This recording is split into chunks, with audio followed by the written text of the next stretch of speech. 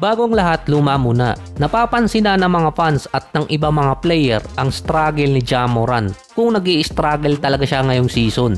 Versus OKC, na-limit lang si Morant sa 11 points, 4 rebounds, 8 assists at 3 out of 18 mula sa field. Meron naman siya mga games dati na halos same numbers. Bagsak ang stats ngayon ni Morant, 20 points, 4 rebounds at almost 8 assists per game. Mataas pa rin para sa casual stats. Pero yung shooting percentage niya bumagsak ng malala, 37% sa field at 12% na lang sa 3-point area. Ang pinag-umpisahan di umanaw ng gulo sa pagitan ng bagong coach at ni Morant ay parang hindi sila magkasundo. Hindi na nga halos nag-uusap yung dalawa. Nagsabi rin kasi ng hindi magandang comment itong si Morant sa coaching staff na agad naman siyang sinuspinde. Unti-unti kasi bumababa yung Memphis since 2023. Nung si Morant ay nasuspinde until sumunod na season na nawala din unti-unti yung mga kasama niya. Nauna si Dillon Brooks na lumipat ng Rockets na ngayon naman nasa Suns. Sinundan din ang trade ni Desmond Bane papuntang Orlando. Naiwan na lang si Triple J na kasama nito si Morant.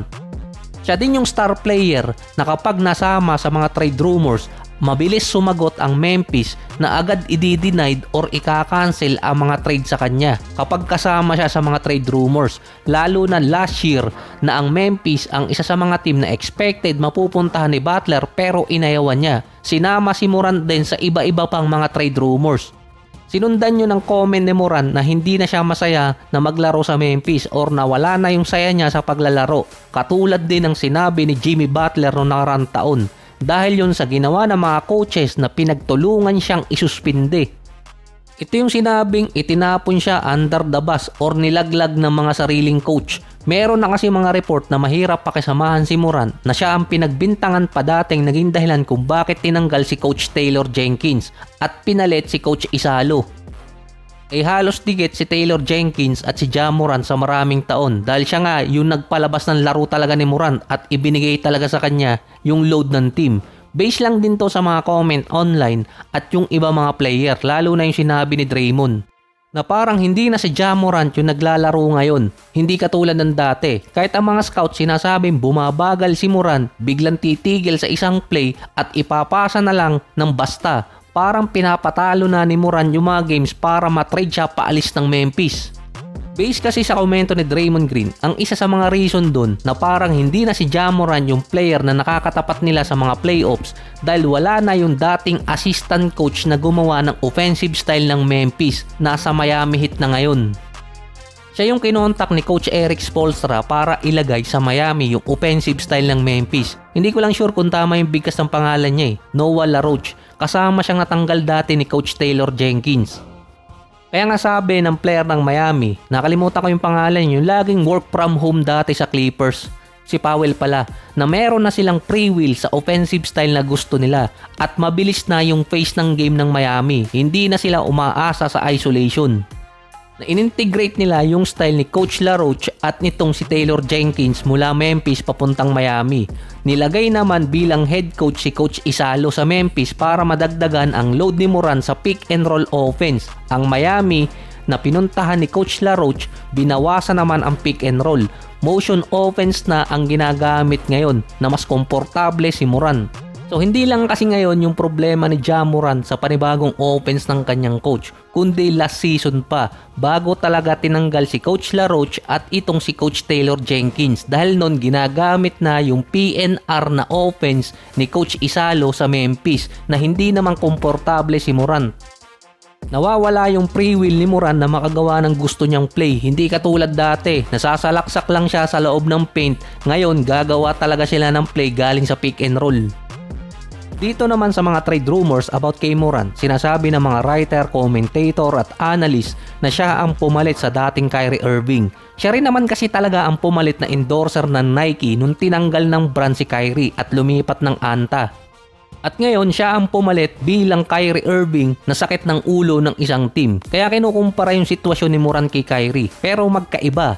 Palasalita kasi si Kyrie noon na tinatamaan ng team. Si Morant direktang tinatamaan ng team dahil sa mga ginagawa niya inside at outside the court. Parang pinaglaban dati ni Kyrie, flat talaga yung earth. Pero talagang si Kyrie kapag merong sinasabi sa interview, binabaluktot kasi ng media kasi nasa kasagsagan siya na mainit na ang issue sa kanya. Hanggang sa humantong habang nasa Brooklyn, hindi na siya nakikipag-usap sa mga post-game interview. Kung maalala pa dati si Kyrie bago na trade sa Dallas, marami mga teams ang ayaw siyang kunin or mahina yung trade value sa market. Pero si Morant, mas mahina ang trade value niya ngayon kumpara kay Kyrie dati. Hesitant yung mga team na kunin itong si Morant dahil sa mga outside issue niya sa court at yung mga antics pa ng tatay niya. Para kasing package deal, si Kyrie nakuha ng Dallas sa isang trade steal. Tinatrato kasi siya doon ng tama. Ito lang kasi yung hinahanap ni Kyrie nun pa. Hanggang ngayon wala pang isyung ibinabato kay Kyrie, hindi katulad dati. Kahit meron siyang gawing issue, hindi naman katulad ng dati na talagang lumalala. Ang kapalit pa ni Kyrie noon si Dinwiddie, Finney Smith, isang first rounder at 2 second rounder para sa isang player na nag-a-average ng mahigit 25 points per game, all-star pa na parang pinamigay na lang ng Brooklyn si Kyrie. Mahirap na makakuha ng same value or mas malaki pa ang Memphis kay Morant, pero nakuha na naman nila yon sa trade kay Desmond Bane. Eligible din si Morant sa Supermax contract na makakaapekto sa payroll ng Memphis. 2 teams ang nakaabang kay Morant. Una, Sacramento. Effective din yung style ng Kings kung ilalagay dun si Ja Morant dahil si Westbrook nagagawa niya yung style na gusto niya. High pace, quick action, mabilisan ng offense, katulad ni Morant sa Memphis dati.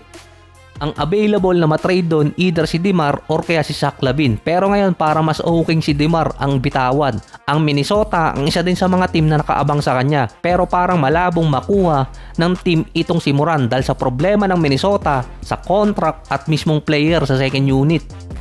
Humina kasi ang second unit ng Minnesota ngayon, hindi tulad nung nakarang taon. Kung pagsasamahin kasi si Morant at itong si Anthony Edwards, mahihirapan lalo ang Minnesota doon dahil si Morant ball dominant, ganun din si Anthony Edwards.